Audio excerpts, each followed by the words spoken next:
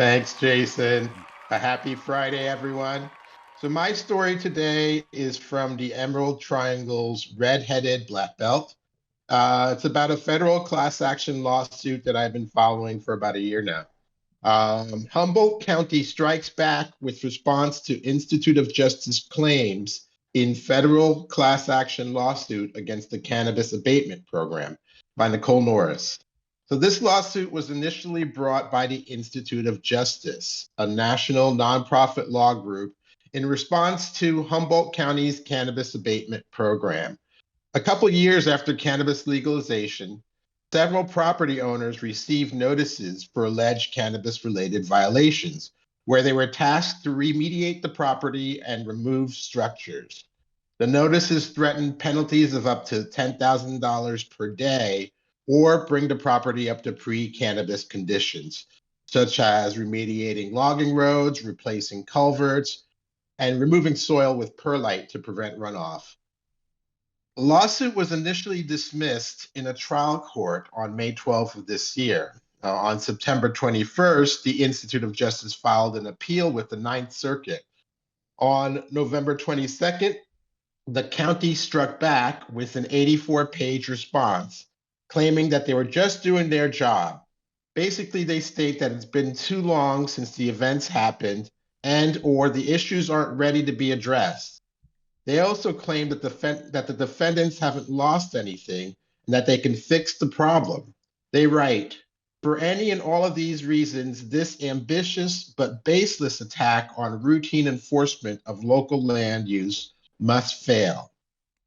After Prop 64, California's control tax and regulate law, land and water use became more complex, particularly for non-cannabis permitted rural property owners in Humboldt. Guilty by geographical association, they became code enforcement criminals because of a hoop house, a chicken coop, or structures within 150 feet of a seasonally dry creek that may have been on the property before purchase. Over 50 property owners, some of them new owners, received abatement notices to tear down structures believed to be associated with cannabis or receive daily fines. Brandon Houghton, code enforcement officer, estimates 800 properties need abatement, adding, we need abatement. We didn't even scratch the surface. In many cases, taxes have been paid on these structures to the county for decades. In the case of plaintiff Rhonda Olson and Corinne and Doug Thomas, their titles had no indication of abatement issues when they purchased the property. Humboldt's cannabis abatement program has affected the rural real estate market. The red-headed black belt proposes that the risk of abatement penalty is contributing to a reduction in property value and possibly an increase in foreclosure and for sale signs. Garberville and Whitehorn, southern Humboldt County towns, have some of the highest foreclosure rates in the nation. Garberville ranks 5th on the list and Whitehorn ranks 9th. So, Humboldt County's rural residents eagerly await the appellate court's decision. A decision in favor of the plaintiffs could stabilize the local real estate market and economy. The Institute of Justice plans to file a response after Christmas, and the case will likely be set for argument around the first week of May. A lot of my patients reside in Humboldt County. After decades of growing cannabis, Humboldt County residents must now pivot and find an alternate occupation. Is this a final blow to Humboldt County's economy, or will the Institute of Justice save the day? This is Dr. Jean Talleyrand with High at 9 News. Man, the triangle cannot catch a break, man. No, they can't. This is crazy, Dr. T.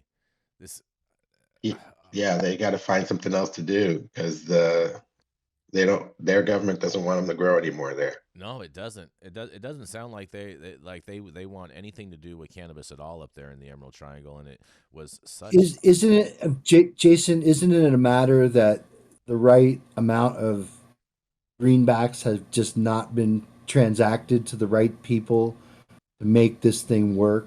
You know, there's something called terroir, and certainly the Golden Triangle or the Trinity Emerald. Triangle, whatever it's call it the Emerald Triangle. Think green. I mean, this is a fucking resource for the state of California for jobs, for economic development. This is a unique thing in the world, and it needs to be guarded and protected. And the people who make a living up there need to be able to say, hey, I can do this for the next 20 or 30 years and have a career here and not just move away, or else you're going to get rural blight, and rural blight sucks. It just, to me, I don't understand why they can't figure it out with the wine industry. It's the same thing with California wine, California weed. It's almost synonymous. I can tell you why. Gavin Newsom. Yeah. Gavin Newsom's in And, the and, weed. and, and so, Exactly. Jason, let me ask the question before you tell us why. Is that the undertow here that basically pulls the rug out from being able to get this as a business economic development for the state of California? It's the wine industry. Is it really? No, well, the locals up there, like a majority of the locals, other industries don't want it happening up there. They view it as a black eye, that it takes resources away from the Emerald Triangle and this and that, and it's basically they just don't want it up there as far as the majority of the people up there, and the people that are in government don't want it up there. Not to mention you have the situation where California allows for municipalities to ban retails, so therefore they have a lack of outlets to actually sell their product in. You can't even come close to comparing it with wine, because wine has a full market across all the states and internationally, and because cannabis is a Schedule I drug, they are limited to that very small market share of 600 stores or whatever we have here in the state of California, and anything else they have to resort to offing the stuff off a metric and selling it in the trap. I think they messed up releasing those numbers. I think it was like 6-7 years ago when they said that that an acre of cannabis will yield 10 times the amount of an acre of wine grapes. Mm-hmm.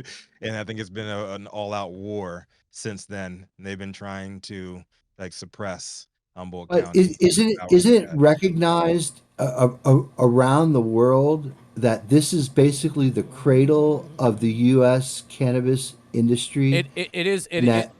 You're correct on that. The problem is that the locals don't want it recognized as that, and so therefore they do everything within their power to make sure that it is not, and they want to try to extinguish the flame instead of fanning the flame.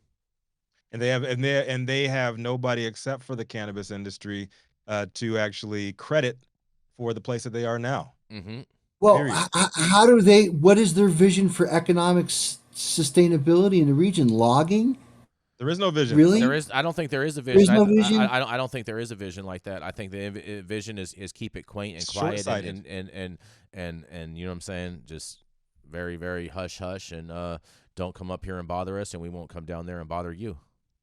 NIMBYism, Mm-hmm. because California is known for lots of NIMBYs up there. That's for sure. We support cannabis, just not here. Yep. That's They're right. making a mistake.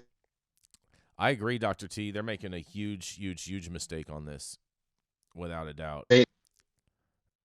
Yes. Yeah, we got to do all that we can to amplify the message of Humboldt County, amplify the message of the Emerald Triangle. That is our holy land. Yes, in our industry, and we must preserve that. You know the crazy part. I saw another article today that it's not on our roster for us to cover, but Mike Katz, the director of the Mendocino Council up there, he's resigning at the end of the year, and so they're going to have to find. You're kidding? Yep, they're going to have to find some new leadership there. His last month is December, and so but on that we have to run to a commercial, and we're going to be right back.